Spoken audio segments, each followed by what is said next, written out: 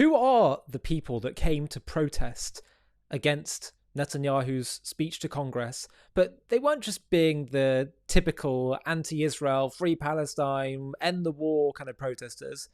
They were pro-Hamas. They were burning the American flags. They were supporters of terrorism.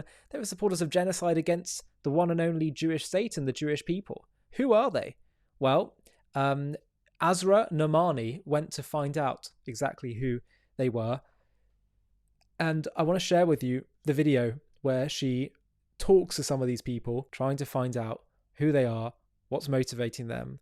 And as Netanyahu pointed out, it seems that Iran has been involved in funding a lot of this activism. And they are, as Netanyahu said, they're useful idiots. Hey you guys, so I'm here at the corner of C Street and 3rd Northwest. You have now seen the protest against Netanyahu, the American flags burning, the police accosted. There's so much debate about where this movement comes from against Israel. And it's written literally on the signs and on the t-shirts. For many of us, this is, an unholy alliance, a nexus between the far left and the Islamists. The media reports thousands fill Washington streets. Protests erupt, but they don't tell us who ordered the buses. Who are the organizations behind the protests?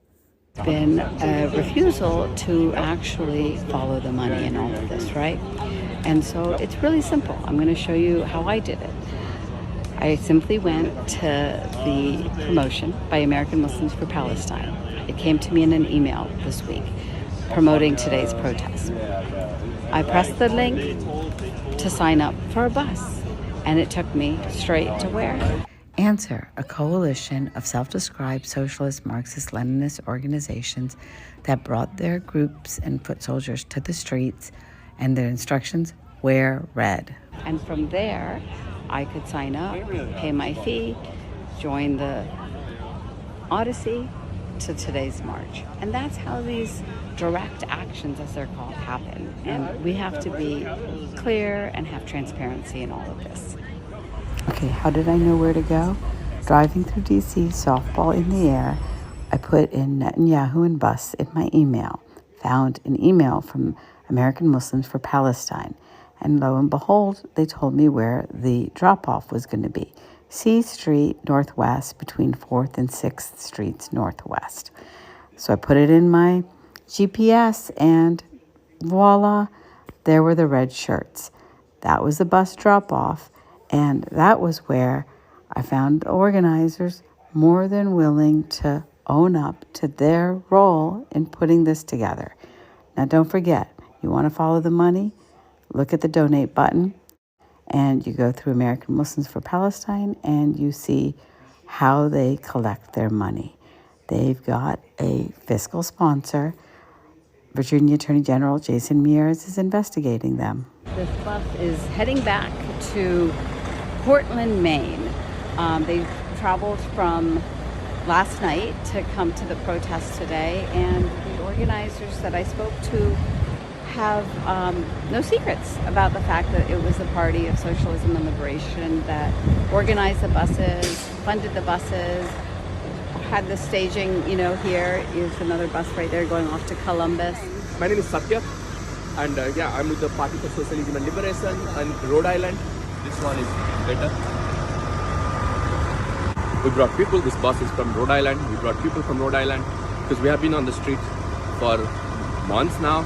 We want the genocide to stop, and the US government is doing nothing, and they're giving a red carpet to a war criminal. Like, it's not just we are saying that. The bus is going. Just think of what we've created, though. Could I just talk to you about today? Yeah, sure. Okay, great, thank you. My name is Shenbi. So I'm an organizer from Columbus, Ohio, and I'm an organizer with the Party for Socialism and Liberation, and we joined forces with Students for Justice in Palestine at Ohio State University and an organization called JUST to bring people here, a full bus, to make sure that the people of Central Ohio were able to have their voices out here in the streets demanding that the murderer of Benjamin Netanyahu gets arrested. And so, yeah, I've been organizing for several years now with the party, and this is my third trip to DC since October. Yeah, we brought about 50 people locally. Okay. That's about one busload of people. There are buses from Cincinnati and Dayton, from Cleveland. I believe there was one from Toledo. So Ohio was all out. I know Dearborn, Michigan had some. There was a West Virginia bus as well. There was, people from all across the country came out for this, because seeing the Palestinian flag raised, especially in the capital of this empire, is an incredibly profound moment to symbolize that the people here actually stand with Palestine. And so we're willing to raise Palestine high. I mean, I was very proud to see that the flag was very high. And then what about the burning of the American flag? How do you feel about that symbol? To a lot of people, that flag represents the interests of the people that are bombing and committing a genocide against the Palestinians. So, living inside the empire, I'm going to say the Palestinians are going to be able to figure that out once they're free. I'm trans. Okay. In the U.S., I want to build an anti-capitalist society. I want to build a society that is feminist, that is, able to stand in solidarity with the LGBTQ plus community. But I'm also not going to define what other people in different places are going to do, especially when they're under colonialism.